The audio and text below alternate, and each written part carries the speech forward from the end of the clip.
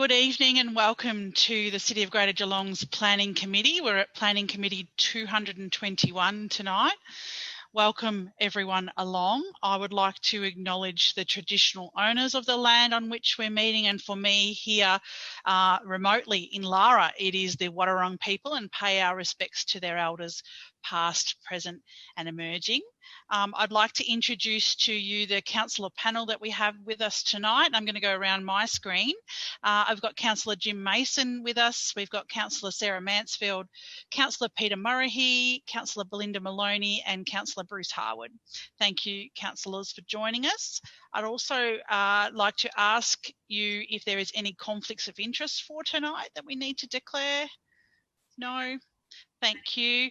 And any apologies? I don't think we have any other apologies for tonight either, so we'll go past that one. I'd like to ask that we can confirm the minutes of the previous Planning Committee meeting held on the 26th of August. Just need a mover and a seconder, please. Councillor Mansfield, thank you. And I'm going to pick Councillor Jim. Thank you. Thanks very much. I'm just going to introduce you to the officers that we have with us tonight. I've got Lee Page, who is the Senior Statutory Planner. We've got Rory O'Loughlin, who is the Team Leader of Statutory Planning. We've got Joanne Van Slagren, who is the Manager of City Development. And we've got John Rush, who is the Coordinator of Statutory Planning. And if I'm looking to my right, that means I've got another screen happening there with all my details on it. The procedure for tonight is that we will hear from the officer in relation to the brief summary on the report. The panel can then ask questions of the officer. We will then hear from the objectors and the submitters. We'll detail their concerns to the committee, and we'll have a 3-minute time limit for each person. And you will hear a bell go, and I'll ask you to wrap up at that point. The panel then can ask any questions of the objectors or submitters. We will then, once we've heard from them, we will then hear from the applicant, and they'll detail their application and respond to any concerns to the committee, and they'll have about 5 or 10 minutes to do that. The panel can then ask questions of the applicant, and then we will just further discuss the application and then make a decision. The decision of this committee is the final decision of council acting under delegated authority. And if anyone is aggrieved by this decision of the committee, they may then appeal to the Victorian Civil and Administrative Tribunal in Melbourne, and our staff can assist you with this process during office hours. So I am going to throw over to Lee, I think, to give us the report, if that's okay. Thank you. Thank you, Madam Chair. So the subject site is located at 12 Flinders View Drive in Drysdale, and it's zoned General Residential Zone Schedule 1, and also contains the Design and Development Overlay Schedule 14. Schedule 14 relates to the height of development requiring a planning permit for development greater than 7.5 metres in height. The site is irregular in shape, being approximately 4.66 hectares in size. The application is for a 68-lot infill subdivision with an internal looped road providing connection to Flinders View Drive and Jirikee Way. The surrounding area is zoned General Residential Zone Schedule 1. The surrounding lots are predominantly standard residential lots with mainly single dwellings. A retirement village is located to the west of the subject site, with larger lots to the southwest of the site being vacant undeveloped land. The application was advertised via notices sent to owners and occupiers of adjoining land, and 2 A2 signs were placed on the land. A total of 43 objections were received. The application was referred internally to a number of different departments, being engineering, environment, strategic, parks, waste, planning, delivery, and urban design. All of these areas were supportive of the proposed development, with the exception of urban design.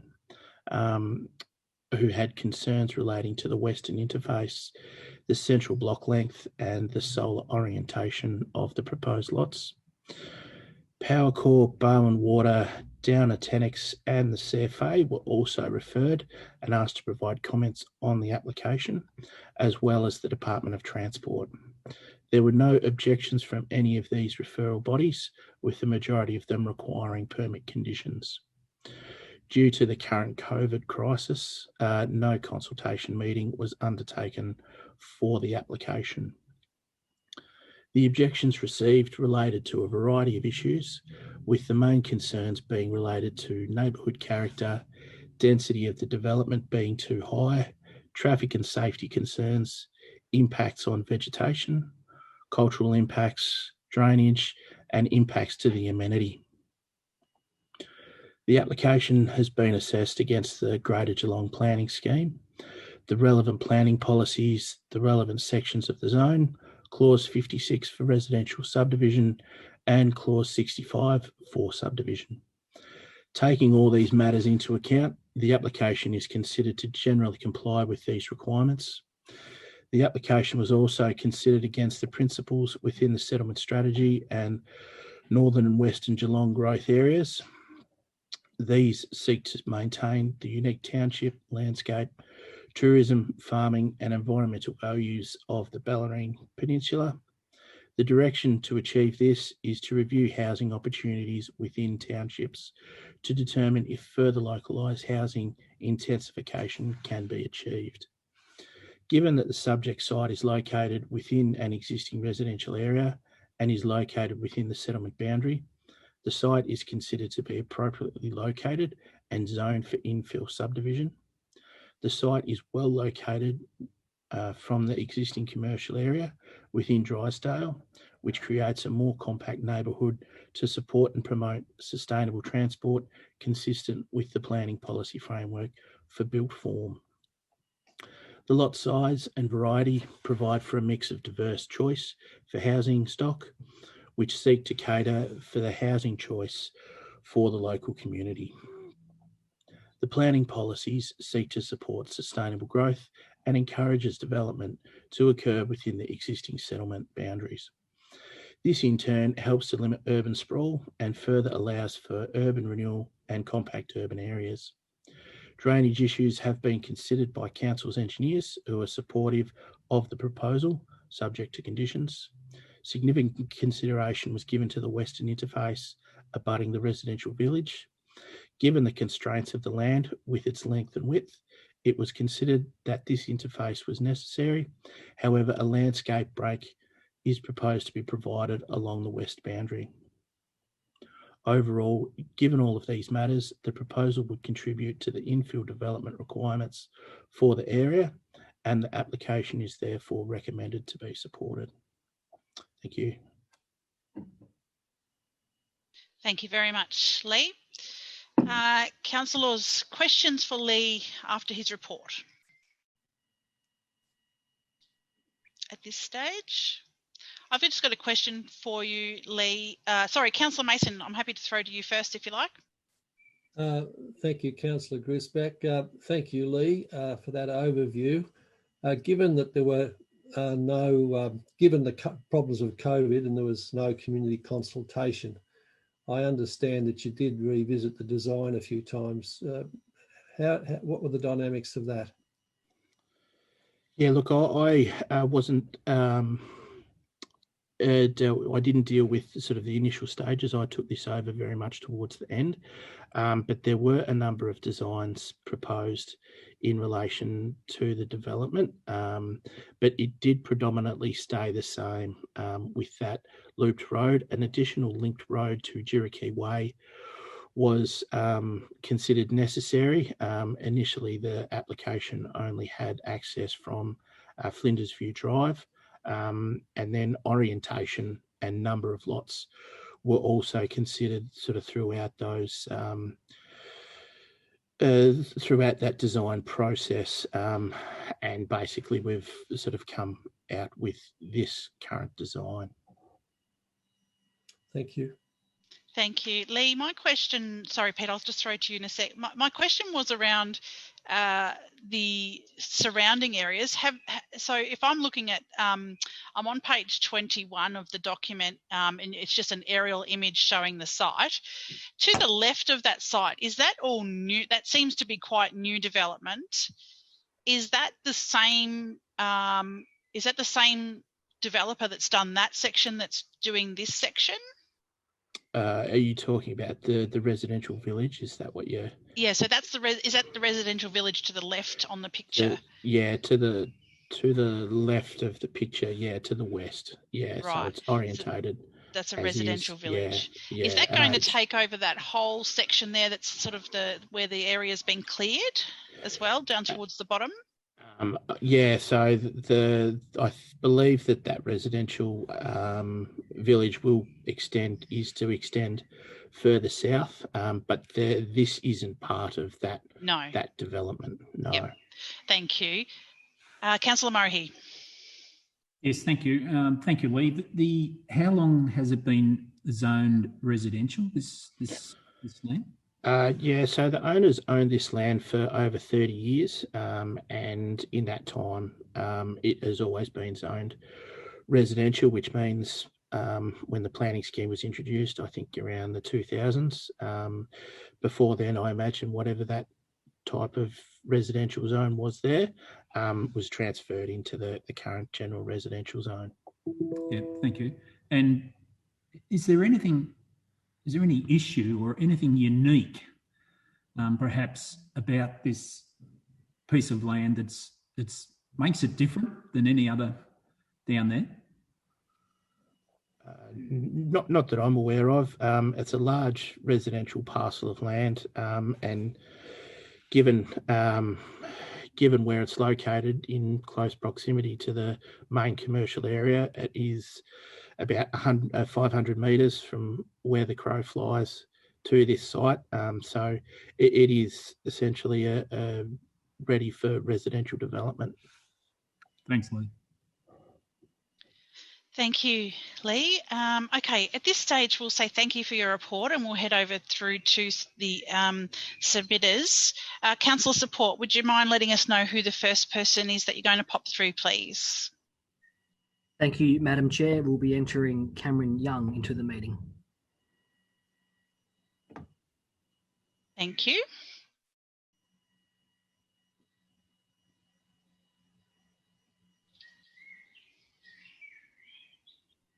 Parcel of land. Welcome, Cameron. Thank you for joining us. Given where it's if you can turn off your live stream so that we can come through on here and show me if you can turn on your camera, that would be great. Where the crow flies. You got me? Oh. We can't see you at the moment, but we can hear you. So we can go with that if you like. We're happy to do that. No, I'll be able to turn the camera on. There you go. Excellent. Hello. Welcome to the Planning Committee.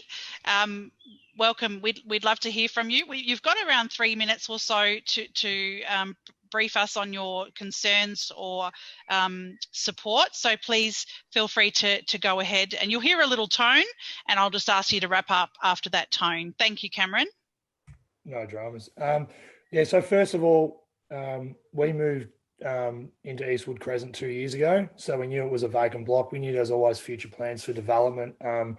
And after the initial planning permit was sort of put forward, my concern is the amount of blocks that are in there.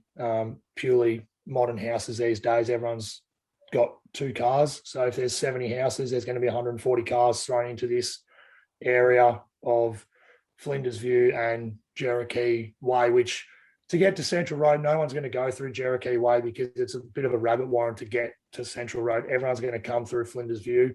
So that will directly affect me and my family exiting our street. And that is sort of a bit of a concern, which would be one of my things that I'd like to sort of change, which one of them would be obviously the amount of houses going in there. So if, you dropped it to 50, it would fix a lot of the problems with that. The other one would obviously be the block sizes. I understand they're saying that it's diverse, and in this day and age with the market and COVID obviously has changed that, but a 350 square metre block's probably going to go upwards of $400,000. So saying it's affordable to people trying to get in the market, none of them blocks in there are going to be cheap because of the views that they attain.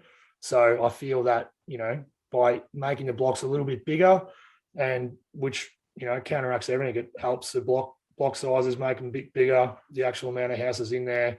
The issue with getting another exit is obviously the retirement village own a fair portion of that. So there's no way to go back out to Central Road, which if that land was acquired earlier would have been really good to, you know, have a separate exit to Central Road, because everyone's going to go to the shops on High Street. They're all going to exit out Flinders View. So yeah, that would be my sort of two concerns. I mean, it's always going to be developed. It's being planned to be developed. The council probably want it to go ahead. Obviously, there's a shortage of land and that, but there's going to be a 450 house development just down the road as well. So it's all going to sort of be compact. So yeah, if we could reduce the houses that are going in there, and obviously on my side, Eastwood, on that top side, they're all 350. So I'm going to end up with nearly 2.5 neighbours, which it'll be what it'll be, but they're probably going to be small townhouses, 2 stories high. So, you know, you're going to have neighbours overlooking into your backyard, and then the retirement village, the way it's planned out is everyone's going to be looking into their backyards from up on the hill. And then the other issue with that is the storm water, that how low they're going to have to dig out, because it's so up and down. It's not really a flat land area. So, and the 700 square blocks are sort of, there's nothing else you can do with them because they're tucked away in the corner. So I don't sort of agree with the diversity of it, but yeah. That's it. Thank you, Cameron, for your submission. Councillors, questions for Cameron now that he's joined us? Cameron, I have a question for you. So does your particular property back on to where you've got the 300 size blocks? So I'm at 12 Eastwood, and I think lot number 10, 11 and maybe 12 will back onto my property. Okay. Yeah. And obviously a lot of complaints have been with the views and stuff like that. So we are down the hill. We still have views, but by putting 3, possibly 2.5 houses there, which on that sort of size block, the overlooking issue would be a concern. But I mean, we've got neighbours and we live in a 2-story house, so we, you know, have windows on both sides as well. So I understand that, but yeah, that would directly affect us. So I mean, even if the block size is matched up, whether that is a thing or, you know, make them bigger, but that side is going to be really prime land because you're on top of the whole estate that is going to be built below you. So they won't last very long. And I reckon they're going to be at a premium price for a small portion of land. So thank you, Cameron. All right, thank you, Cameron. We'll move on to the next person. Thanks for joining us. No we worries, appreciate you spending the time. Thank you very much. Councillor Support, would you mind popping through the next person, please? Thank you, Madam Chair. We'll be admitting Jeffrey Reeve into the meeting. Thank you.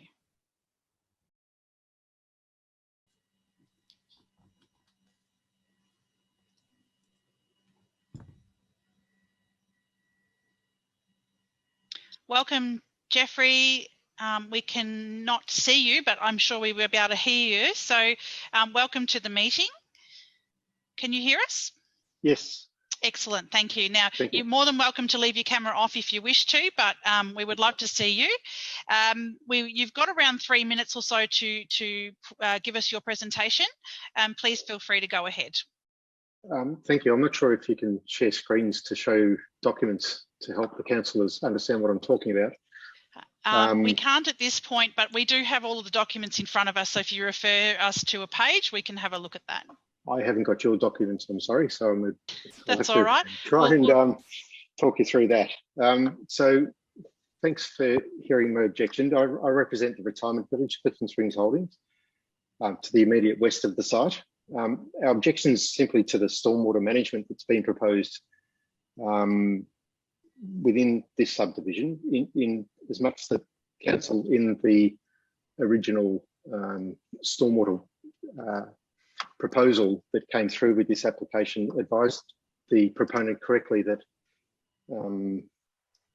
our system accommodates a developed flow of water, which is a 10-year average recurrence interval developed flow. However, the proponent design practitioners misconstrued this advice to conclude that they're able to eliminate all the provisions for retardation of that flow of water. Specifically in the stormwater strategy, which is what I'm not sure that you've got available to you, on the first page, the designers, Peter Berry and Associates, conclude the outcome was that the proposed subdivision is catered for as far as retardation within the retirement village, which is correct, but they nonetheless proposed to include water sensitive urban design features. So they actually fortunately included Aaron Faramon's email, which says that his take of it is that the neighbours' drainage system has allowed for their developed stormwater flows from their site, which is what I said in the first paragraph. If I take councillors back, I'm not sure if you've got the benefit of the stormwater design that the proponent submitted with his documents or not available to you, but that's what I'm referring to. If I take councillors back though to our site, we're obliged to install a stormwater system to accommodate a piped 10-year flow of water for our own site, plus the land above us, which is this subject site. So our system indeed reflects council's requirements by those contributing catchments to this piped stormwater system, capturing and storing their 100-year flow and allowing that water to discharge more slowly as a 10-year flow of water through the pipe network through to Griggs Creek, 1.2 kilometres away, that we had to build. I've got the original Dalton Consulting Engineers report where sections 5 and 7, they specifically refer to this design principle that was settled with council. And furthermore, if I was able to show you the endorsed plans of our drainage system within our village, you can see that the pipes up accommodating the water that comes in from upstream of our site bypass our local retarding basins. It doesn't even flow through our retarding basins, hence our basins don't accommodate that upstream flow of water, which is shown in an endorsed drawing. So failing to retard the 100-year flow will cause the problems of our pipe system to overflow, and then the water comes out of the ground and runs through our village. It'll overwhelm our pipe network and cause local flooding and inundation of our homes. And to the south, where they didn't propose to capture and pipe the 100-year flow of water, it'll cause water to flow across the land and flood our homes. I've got one more point to make. Go for it. If I can just quickly say that this has already been considered for this site previously in 2006, where council issued a permit number 1578 of 2006, where in clause 6, they included the words that the plans must restrict the discharge rate of the installation of an appropriate stormwater detention facility. And the detention facility must cater for flows up to and including the critical 100-year flow. So all I'm seeking is that a similar clause, in fact, an identical clause, be included in the permit for this development as per that 1578 2006 permit. All right, thank you very much for your presentation. I know we've probably got a few questions around the grounds. Who would like to start? Councillor Murray here, I've seen your hand first, then I'll go to Councillor Maloney. Yes, thank you. Look, I'm interested in the point that was raised by Jeff. I just wonder if the officers have got any comment to make.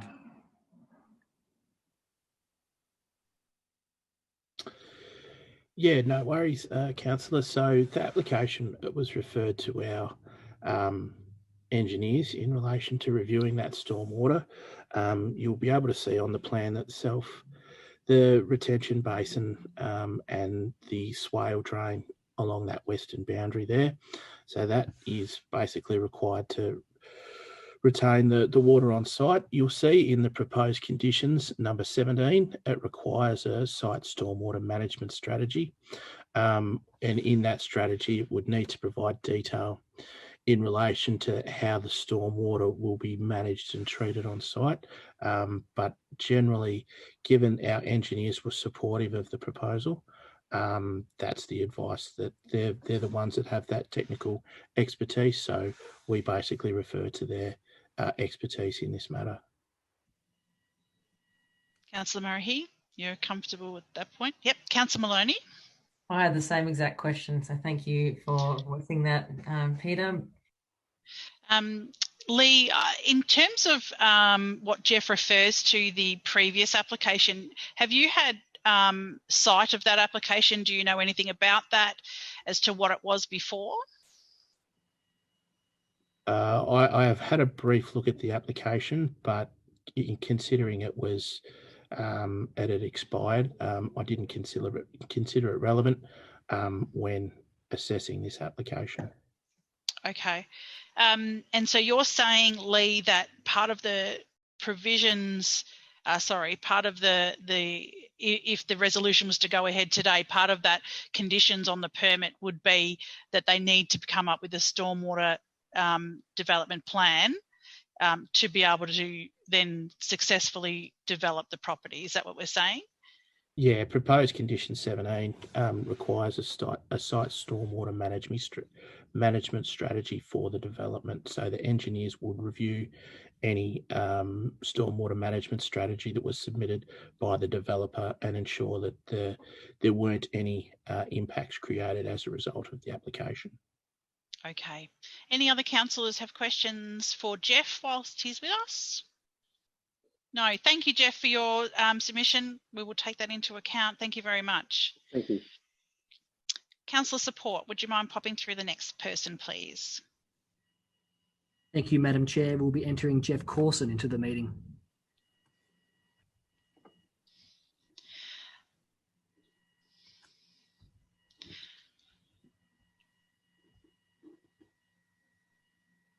Condition 17. Welcome, Jeff. Would you mind turning off your live stream so that we can hear you without that background noise? Welcome to the meeting. Thank you for joining us. We can't see you unless you pop your camera on, but we're comfortable if you just want to hear your voice. It'd probably be nicer but for you, but how do I turn this thing dancing on? There should be a little video at the bottom, a button saying start video. But what I'm going to do is give you 3 or so minutes to give us your submission, and then you'll hear a little sound, and there we go, we can see you. So about 3 minutes or so, and I'll then ask you to wrap up after that time, if that's okay. Thank you, Jeff. Over to you. Okay. Good afternoon. Hope you can all hear me and see me. I'd like to just start by making a general observation about this proposal and others.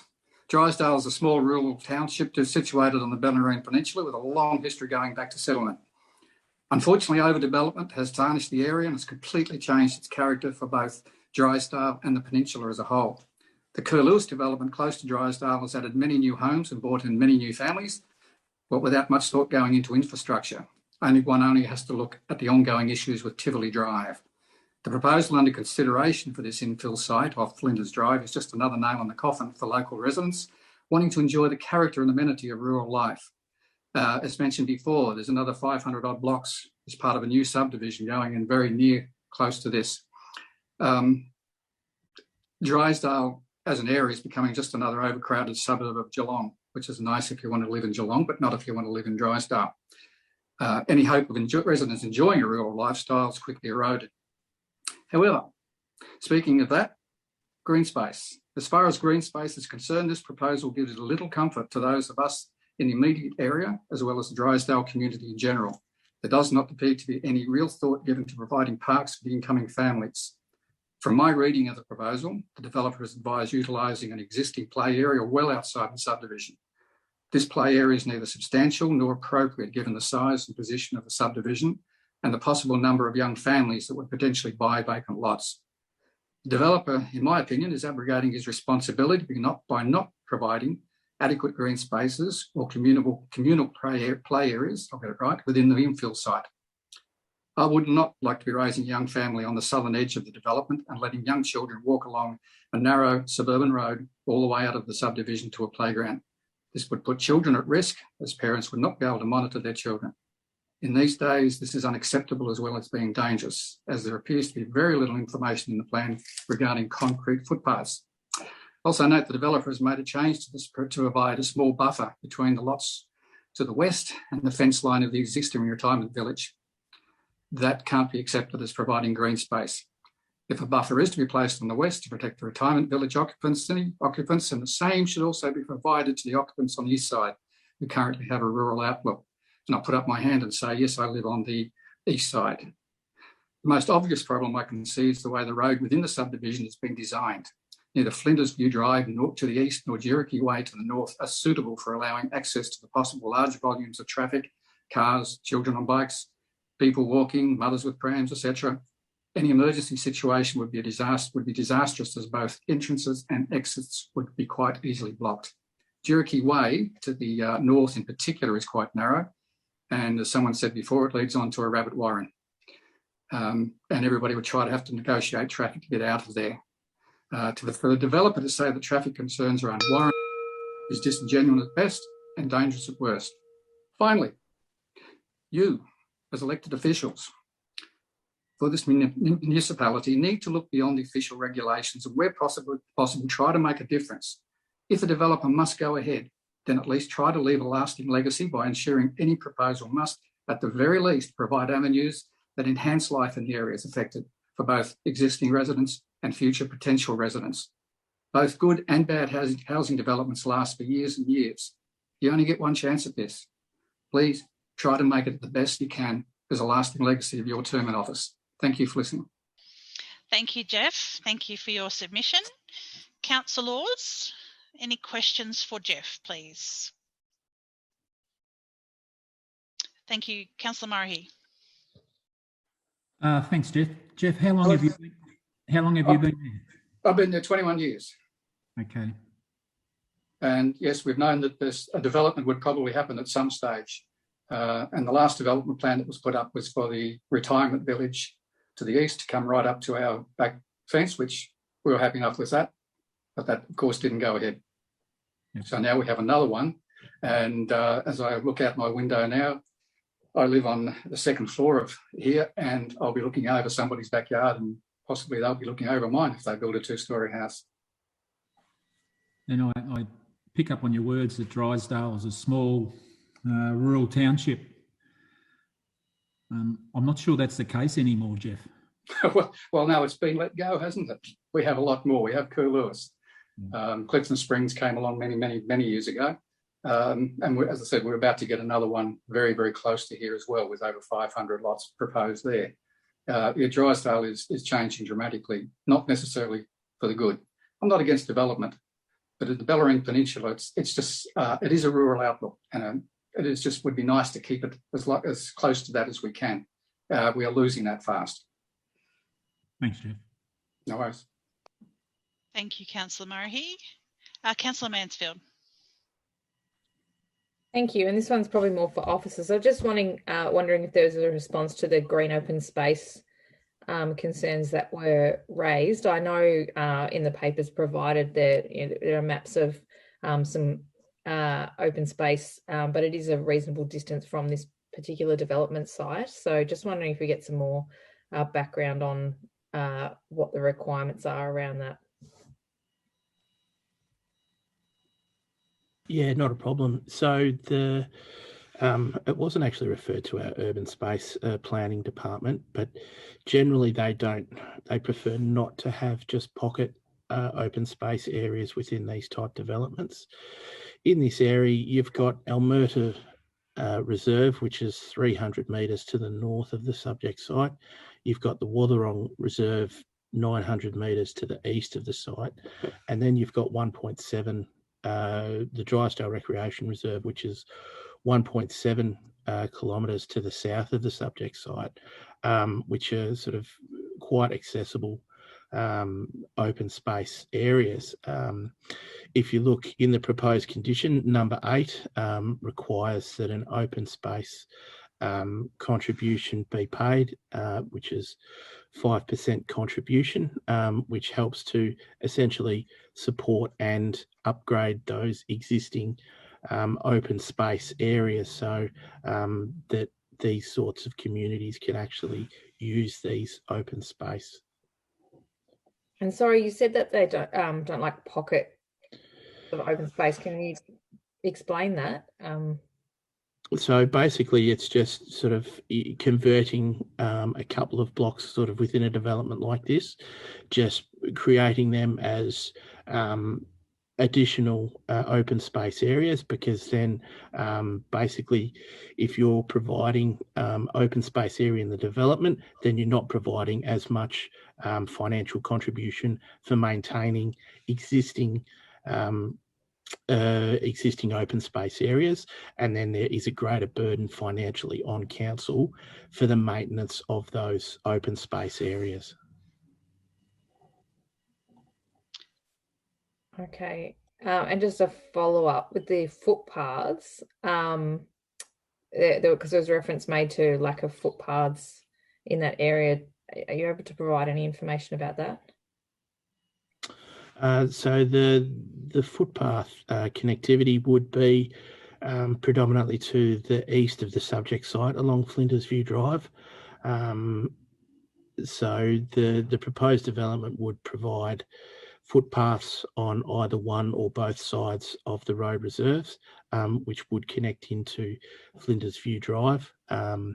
Where up north Cherokee Way, there aren't as many footpaths established in that area. So I would imagine that majority of people would use a footpath that connect into the existing footpath in Flinders View Drive.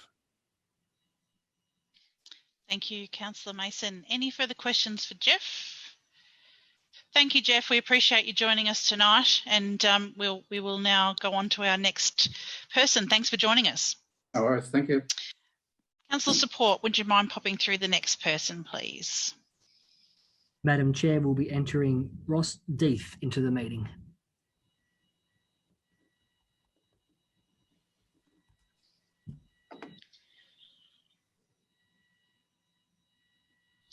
Welcome, Ross. Thank you for joining us. Thank you very much. We can hear you loud and clear. Yep. Yes, video. Great. We can see you. Thank you very much. Thank you. Welcome to the Planning Committee. We've got about 3 or so minutes for you to present, and then we may throw to some questions from councillors at that point. Please feel free to go ahead. Thank you very much. I guess I'm really only going to reiterate what I said in my written objection. I've lived on Flinders View Drive for 26 years. I've lived in Drysdale my entire life. You can tell by my grey hair is a long time. We always knew that land was going to be subdivided. We've been very fortunate to raise a family and have it as open space, so I'm not whinging or complaining.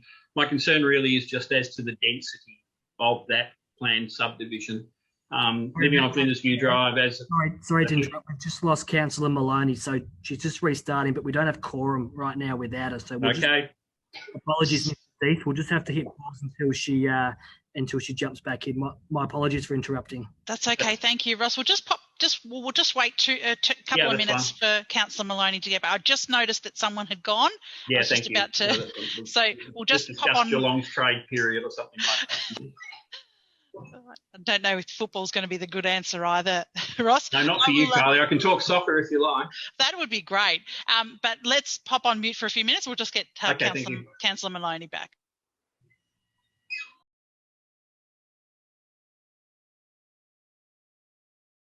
When you are. Okay, I've just used in Drysdale all my life. We always knew that was going to be developed. However, when we moved there, that land went all the way through to Central Road. And the plan at that stage was that Flinders View would wind its way down and come out on Central Road, which would, and then, some years ago, and I think it's the same developer, sold off that land to the retirement village. Council approved the retirement village. Central Road is now blocked. Everybody in the 68 properties will come out through Flinders View Drive. Cherokee Way, if you have a look at it, it's a tiny little street. To get out, you've got to go Cherokee, Amarina, Almerta, Paracoola on the Central just to get out. So it's an emergency exit. So my concern and the reason for objecting is just simply as to the density. I think that it was 69 blocks, now 68. I think along the back of East on the what would be the eastern side on Eastwood Crescent there, I think there's 13 blocks along there of 360 square metres, which just isn't in keeping with the surrounds. I mean, all of the blocks in our area are sort of 600 to 700 square metres, and to go and, I feel for people like Cameron, who spoke earlier, is going to have 2.5 houses across his back fence and so forth. So my query is traffic management issues, the amount of cars. If the block sizes were made larger, we might only have 50 blocks instead of 68. That'll be a large number of cars. Ideally, I would have liked the developer to have found another exit or an egress out somewhere, maybe do a deal with the retirement village. But as I say, my issue is really just the density. As people have mentioned, there's another 455 blocks coming online. It's not that urgent that we have 68 or 69. If it was made 50, we will live with it. And again, I take Mr. Corson's point about green space. If we had some green space in there, then there would be less houses and therefore less cars. So I guess, those are my major issues, is just the size, the density, reduce the number of blocks, and we will live with it. Thank you very much, Ross. We appreciate you being patient with us. Councillors, any questions for Ross, please?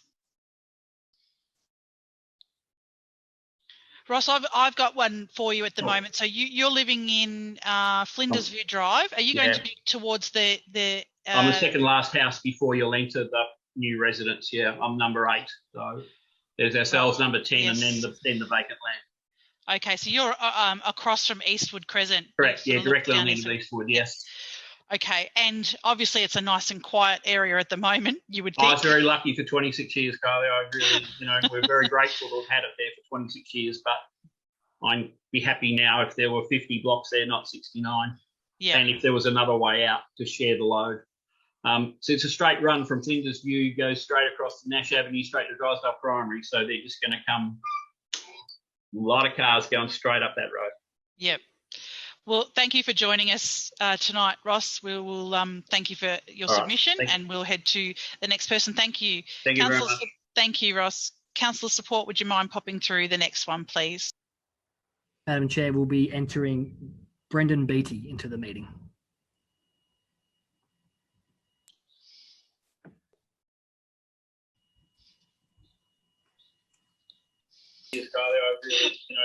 Thank you, Brendan. Hi, welcome to the meeting. We would just like to make sure that you can hear us, and we would love to see you if possible. Thank you, Brendan. Okay, I've turned everything on. Yep, so would you mind just cutting that live stream so we don't get that feedback? Thank you. Welcome to the meeting. Thank you. And you've got around 3 minutes or so, Brendan, and I'll sort of just then ask you to wrap up after that time. So feel free to go ahead. Okay. I'm on the northeastern end of the development. First of all, I'm sort of talking for 2 or 3 households. And first of all, we'd like to say that we're not against the development, and that our way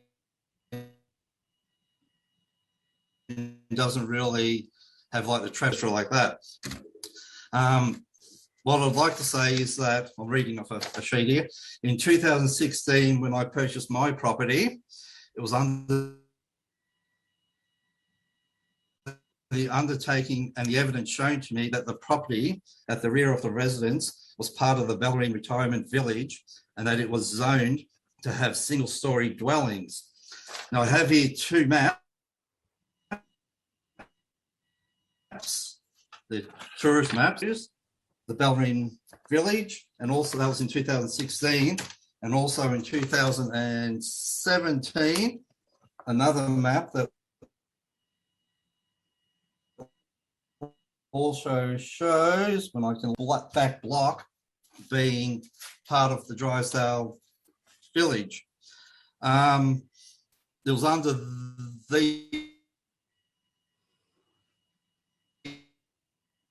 maps that I was shown that I got behind me.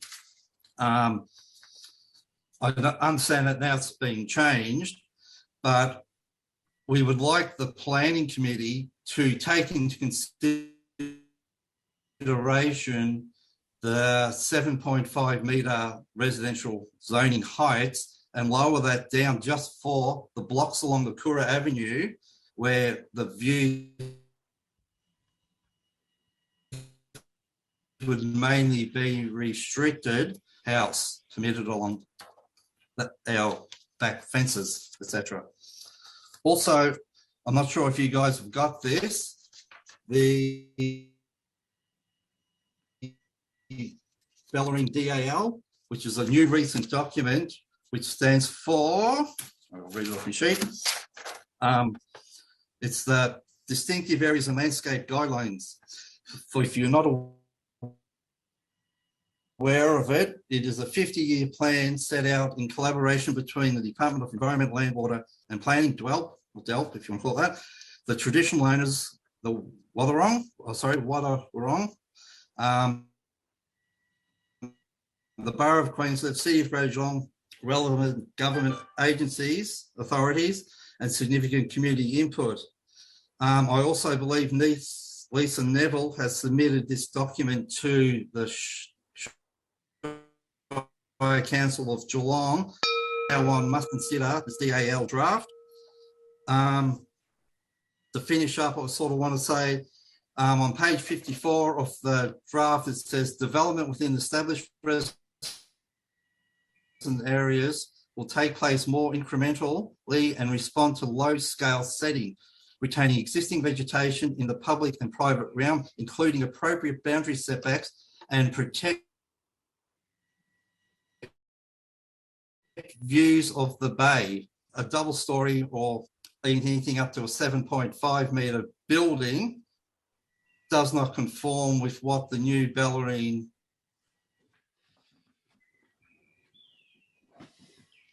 All right, Brendan. Distinctive area and landscape. Thank you. We're just having a little connection issue, so I think we heard you pretty loud and clear. Okay, Councillors, have you got any questions for Brendan, please?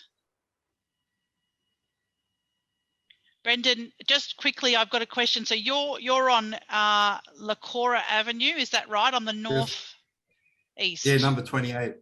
Yes. Okay. Excellent. Well, thank you for your submission today, and we'll take that into account. We appreciate your time. Councillor Support, excellent. Would you mind popping through the next person, please?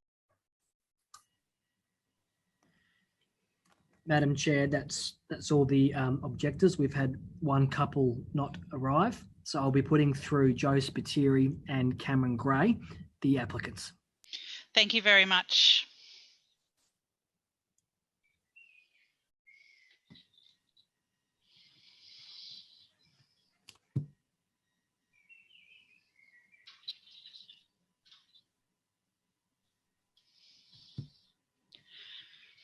All right, we'll just wait for the audio to join.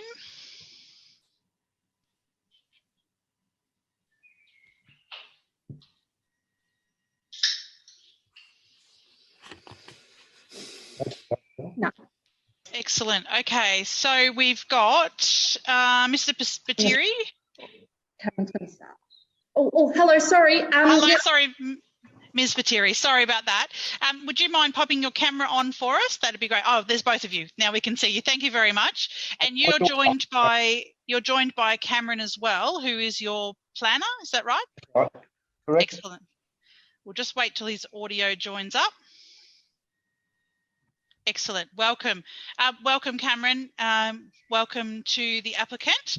We've got sort of 5 to 10 minutes for you to tag team with Cameron, or however you want to do that, and we will give you that time limit, and then we'll probably ask you a few questions. So however you would like to run that, I'll leave that up to you. Thank you. Of course. Thank you very much. My name is Cameron Gray. I'm from St Quentin Consulting. We made the planning application, and tonight I'm here representing that application on behalf of Joe Spiteri. I'd like to thank the committee for providing this opportunity, and I'd also like to acknowledge the input of the objectors. I'd firstly like to note that whilst community input and engagement is a key element of the process, so too obviously is planning policy, both state and council. And I think it's this combination which ensures appropriate outcomes in terms of both providing housing opportunities, but in a manner which respects the needs of the local community. I think it's important to note that policy is in place for a reason. It enables us and council to address the issues raised by objectors, no matter what that particular issue is, but to do so in a way that recognise that these issues and the issues we've heard tonight arise countless times across the state each year, and that policy guidance is required to assist responsible authorities in resolving them.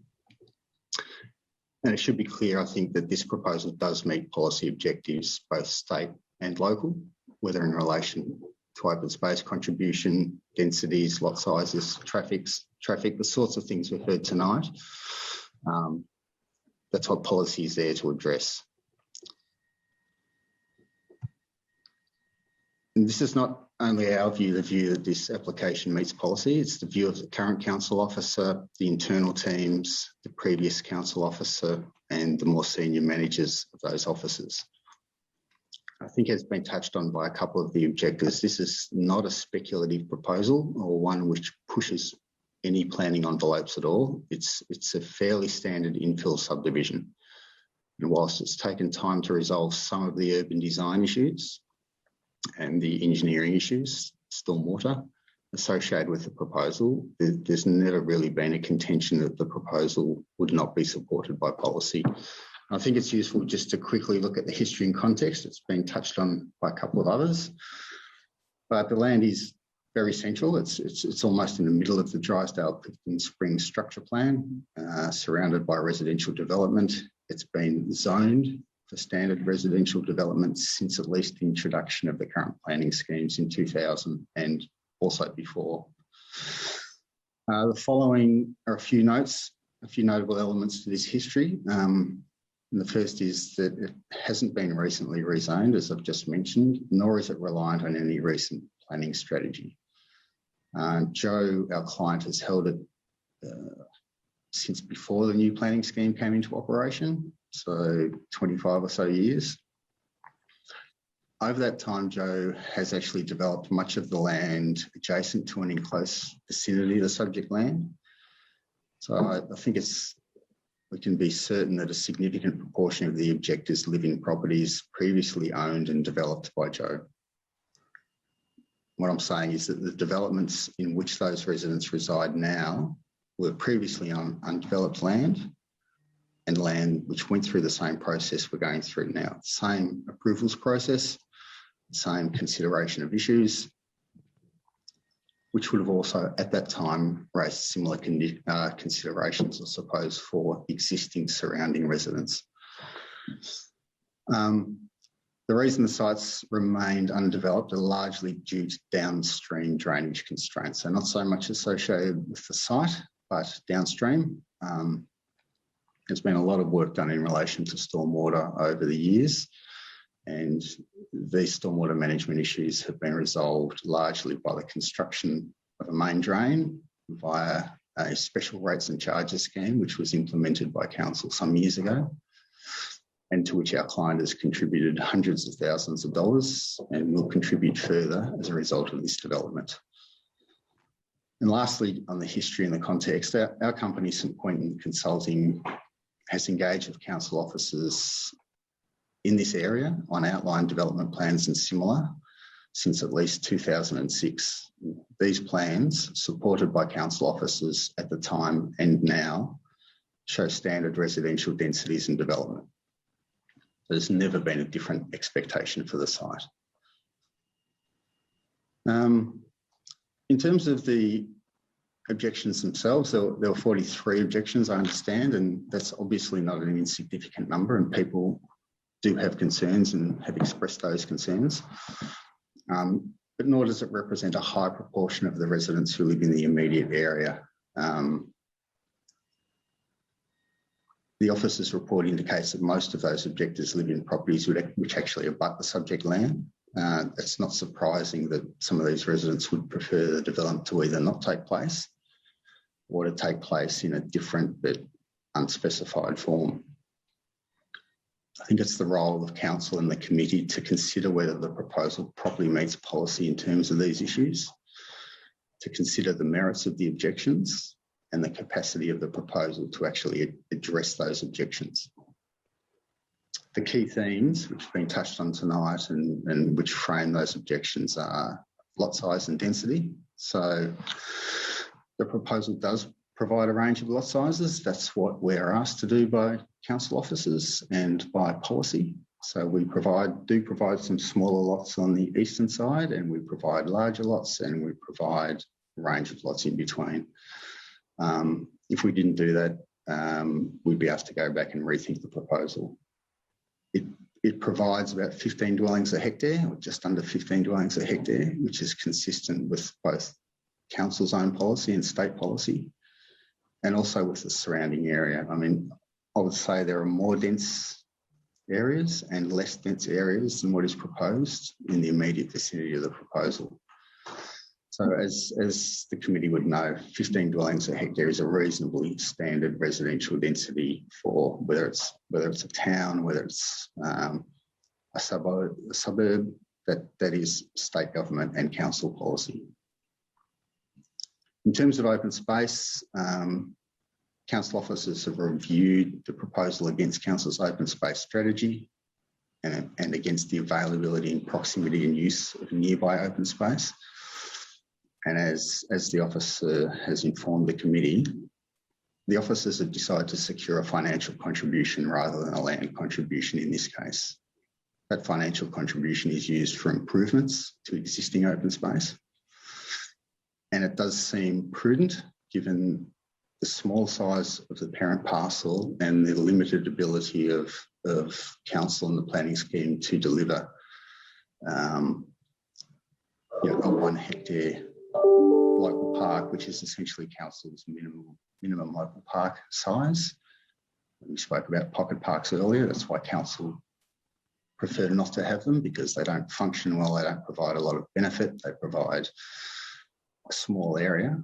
And for a 1 hectare local park, for instance, to be delivered here would consume about 20% of the land and would in turn require a significant financial contribution from council. In terms of the impact on views, the subdivision obviously has no impact on views itself. Future dwellings may. Now, council's introduced a specific planning control known as DDO 14, which triggers consideration of view sharing for development. It's a deliberate position that council's taken to address this issue, precisely this issue, and it will apply if and when future residents seek to construct anything over 7.5 metres. And I also note that I know people enjoy views. These views are distant, and traditional, I suppose, view sharing principles would support the right to develop land in this context. In terms of traffic, we know the proposal increases traffic levels. That's clear. Any development of the site will increase traffic levels. Council's specific traffic engineers have reviewed the proposal in detail and found the outcome reasonable and the existing road network suitable. It should be noted that the proposal doesn't pour traffic volumes onto little used roads and generate significant change and impact. It increases traffic volumes within an existing urban road network. So Flinders View Drive is a dead-end road at the moment, so clearly and obviously adds traffic. But we know the roads have been designed to carry that traffic. In terms of the urban design, the interface and the orientation, which has been touched upon, the shape and the extent of the site lends itself to a predominantly north-south loop. Consequences of this include a landscaped strip on the western interface rather than, for example, the rear of lots abutting this interface. This has been subject to pretty exhaustive review and back and forth with council's urban design team, and this is the preferred response by all parties. So in summary, we concur with the view of council officers and council's internal teams. The officers' report considers not only the policy, obviously, but the nature and intent of the objections. We think this responds to the issues raised by the objectors using the existing policy to do so. These are the tools that we've got and the council has to address community concerns And in this case, we submit that they've been appropriately applied. Thank you very much, Cameron. Thank you very much. Councillors, questions for Cameron or for Mr. Spiteri? Councillor Mason. Thank you, Councillor Grisbeck. Cameron, I'd just like you to explain a little bit further, please, on the work that you've done and the deliberations in regards to the configuration of the loop, the road loop. Well, it's clearly, I suppose the parameters are that it's a predominantly north-south parcel to begin with. So in order to serve the site, and again, the officers will be familiar with this, but there was quite a lot of, the options to do something different to the north-south loop are to have east-west roads, multiple east-west roads. So essentially, in a basic sense, you would have 4 or 5 small east-west roads running across the site from north to south. It's not a better urban design outcome. It brings into play more hard surface, more runoff. So it's undesirable from a range of perspectives. Thank you. Thank you, Councillor Mason. Councillor Murray. Yeah, thanks, Cameron. And I've got to say I was somewhat distracted by the whale behind your right ear, that whole presentation. But nevertheless, great photo. My son's surfing one day. Yeah. Look, I know you say it and it does comply with policy, but you get a feel for the community, I think, that may be outside policy.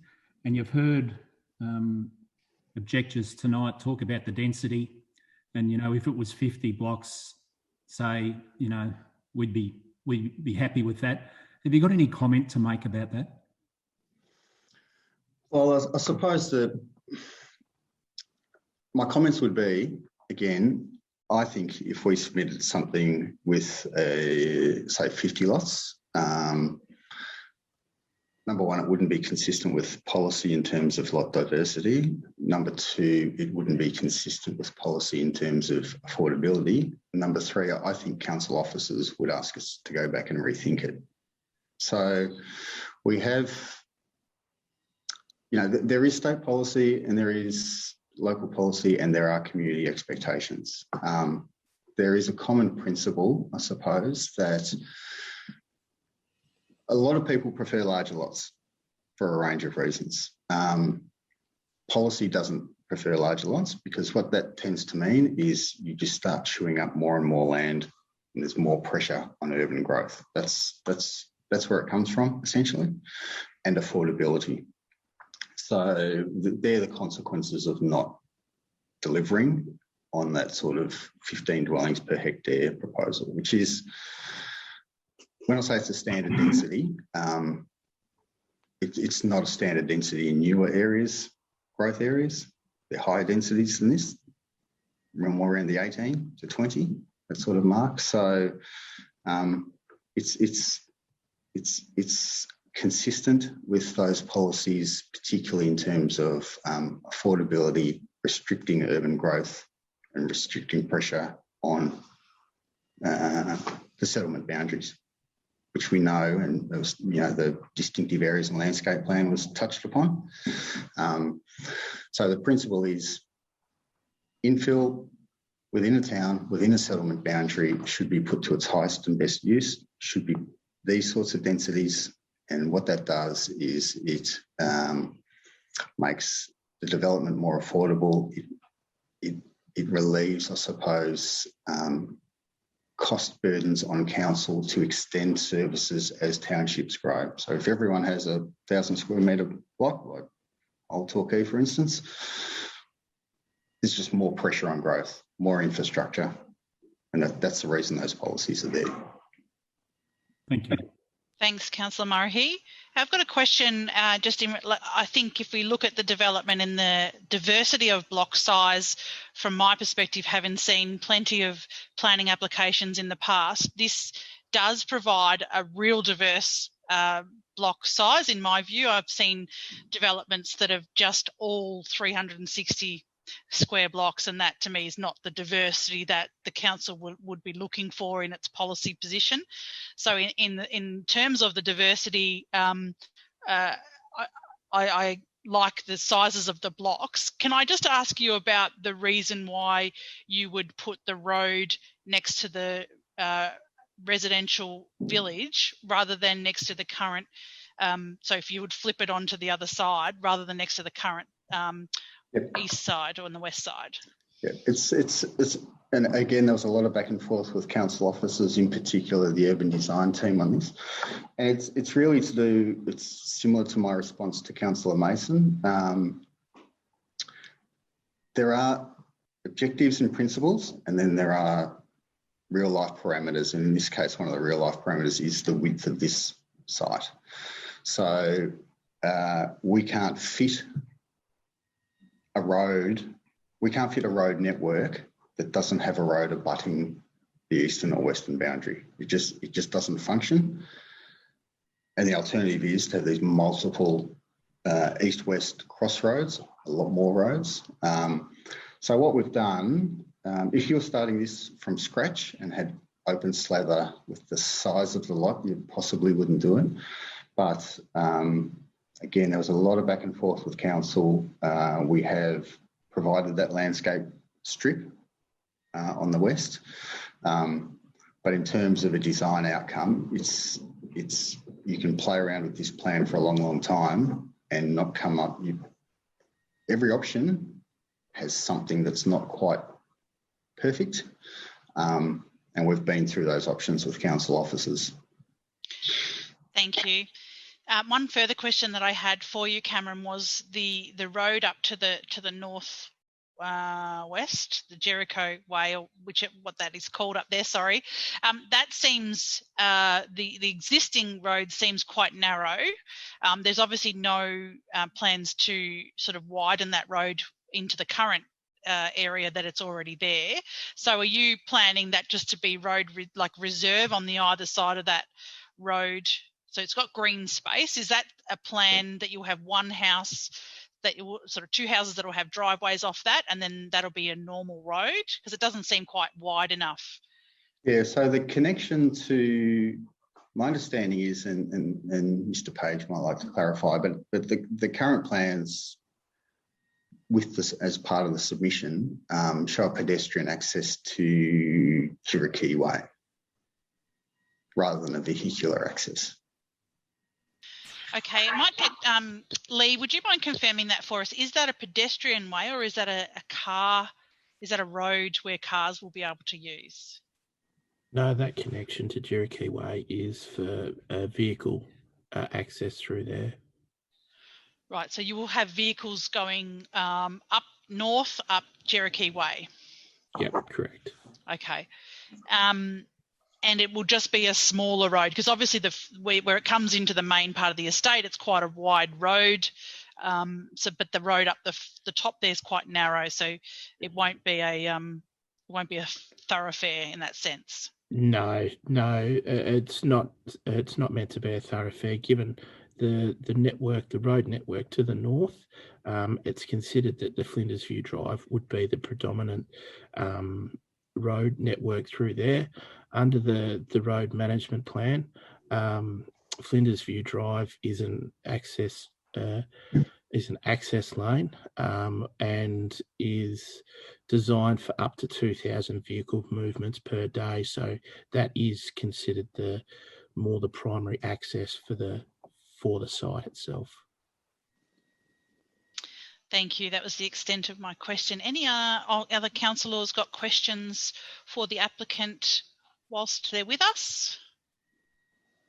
No. Thank you very much, Cameron and Mr. Spiteri. Thank you for joining us. We'll now deliberate. Thank you very much. We'll now deliberate amongst ourselves, and we will now, I'd like to ask councillors, were there any further questions that you have for council officers at this point?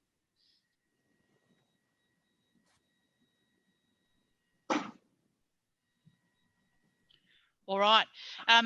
I've got just one more question for council officers. We've got the basin down in the left-hand side, down the bottom there. There's a water basin. When we were saying before that, I think it was Jeffrey Reeve that said that there would be some stormwater issues. Lee, can you just explain to us? I know you mentioned that there is a stormwater plan that needs to go with the permit. What does it mean in practical terms about how the stormwater will be managed? Because I think the residential age saying that their drainage would be affected. So can you just sort of explain that to me again, please? Yeah, no worries. Great question too, because it is quite a technical issue.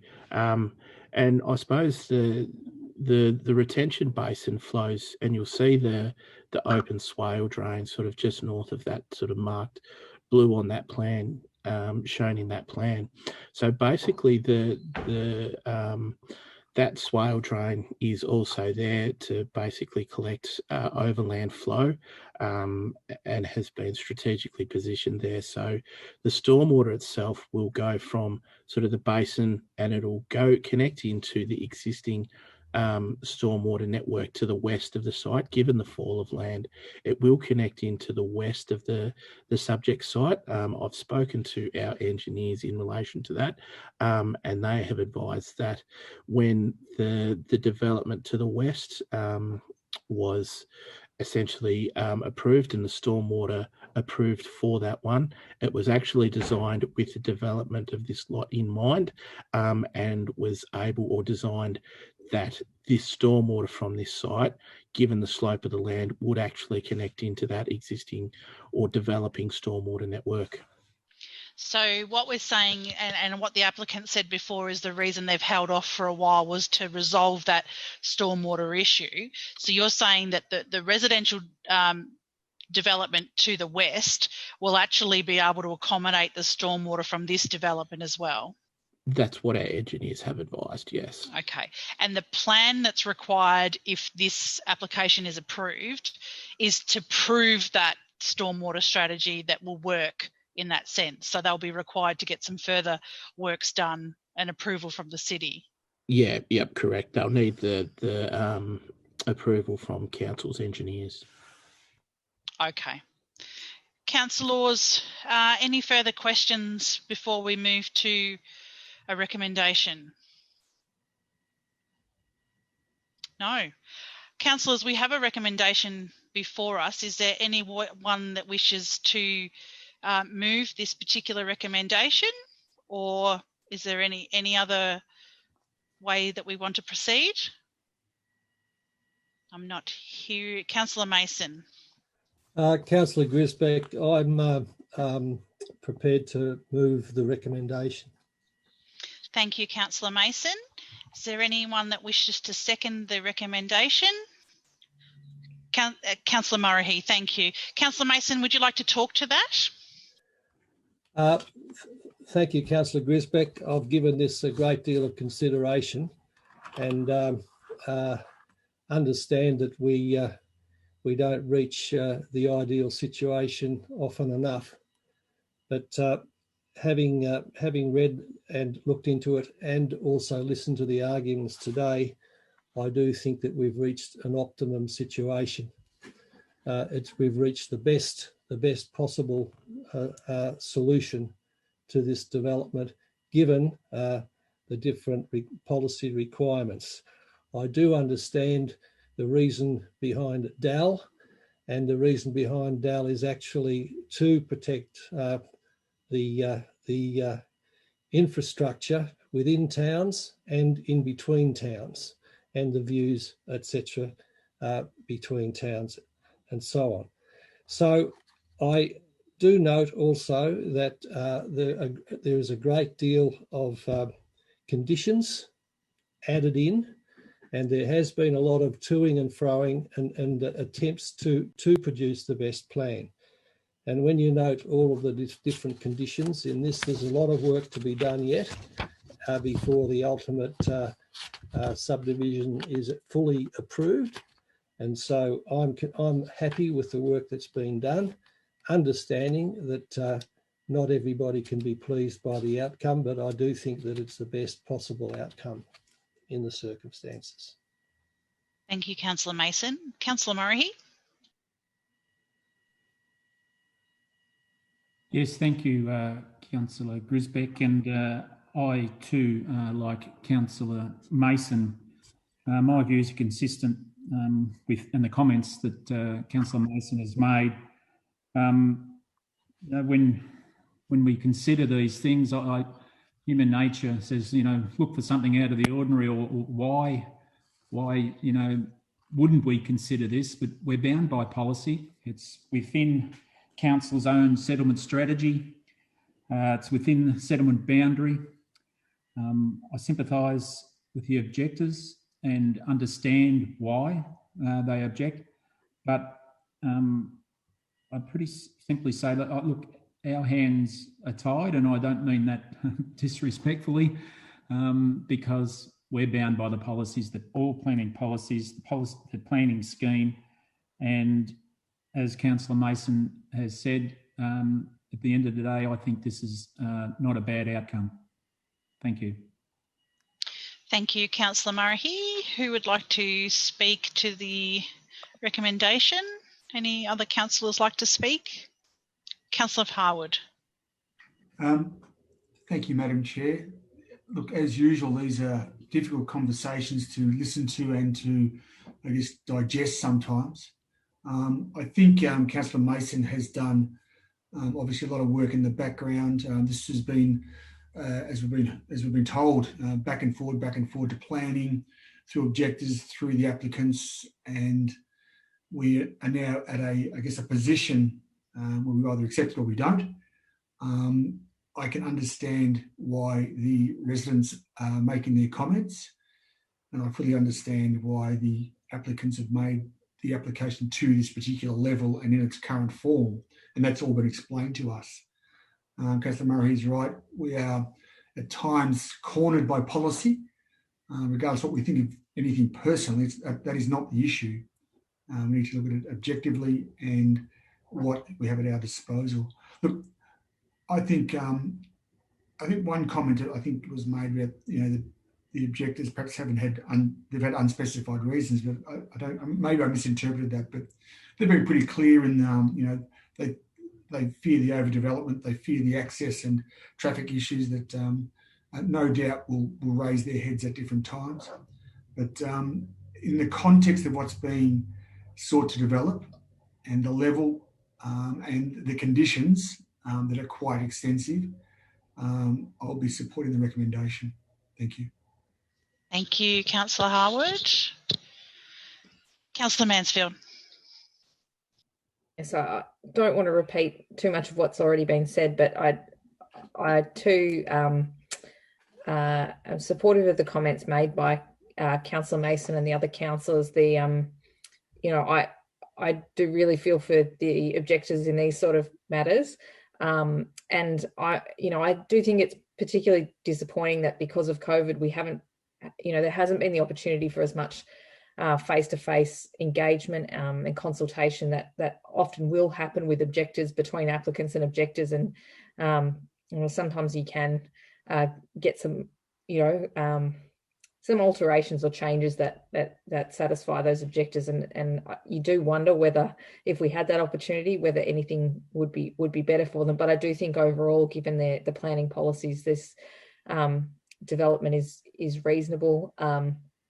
Hopefully in the future we'll have some more of those face-to-face dialogues on these matters. But I do think there are, as Councillor Mason said, a number of conditions around this one. So I think it's reasonable in the context, but certainly understand the objectors' concerns in this situation. And I hope that as it evolves, this will be a development that won't bring to bear all of the problems that they are concerned about, and that it'll be it will fit in with the surrounding neighbourhoods. Thank you.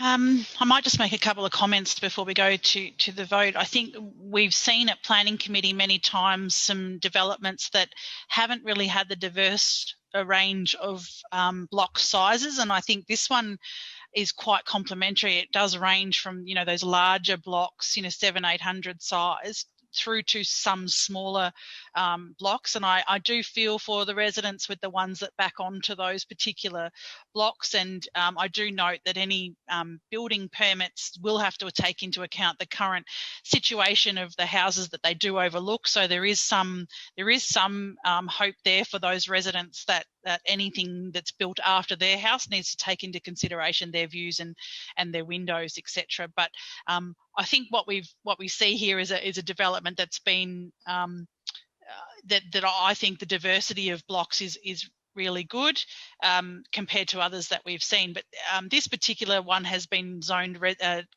residential for quite some time, and it's great that the objectors acknowledged that they knew that something was going to go there. It just wasn't sure what. So we don't have that angst necessarily from people to say that that they didn't expect anything to be built there. And I respect that their views in terms of you know, thank you for putting in their submissions and bringing that to Planning Committee. And I appreciate Councillor Mason calling this one in for us to hear those views from the objectors.